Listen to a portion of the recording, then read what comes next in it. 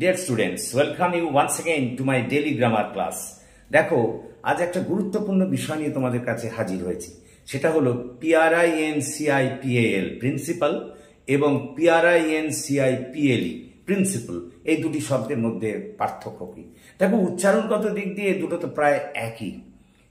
সেই কারণেই তোমাদের অনেক সময় দুটো শব্দকে নিয়ে ভীষণভাবে কনফিউশন দেখা দেয়। কোনটা কোথায় ব্যবহার করা হবে তোমরা বুঝতে পারো না। আজকের পর থেকে আর কোনো সমস্যা হবে না। দেখো যখন আমরা বলি PRINCIPAL প্রিন্সিপাল, তখন মানে হচ্ছে কোনো গুরুত্বপূর্ণ ব্যক্তি, অধ্যক্ষ বা প্রধান কর্তৃপক্ষ এই ইত্যাদিকে আমরা প্রিন্সিপাল বলি। এই প্রিন্সিপাল সাধারণত নাউন হিসেবে ব্যবহৃত হয়। যেমন মনে করো যদি বলি hour principal is a very honest man, এখানে প্রিন্সিপাল মানে হলো আমাদের অধ্যক্ষ, মানে যিনি আমাদের কলেজের গুরুত্বপূর্ণ ব্যক্তি বা মুখ্য আধিকারিক। আর এই প্রিন্সিপাল আবার অনেক সময় টাকার মোট অঙ্ককেও বোঝায়। কোনো টাকা ধার দিলাম, মোট ধার দিলাম বা ধার গ্রহণ করলাম তাকেও বলা হয়। যেমন the principal amount of the borrowed money is 10,000, সেটাও কিন্তু প্রিন্সিপাল, অর্থাৎ টাকার একটা গুরুত্বপূর্ণ অংশকেও কিন্তু আমরা প্রিন্সিপাল বলি।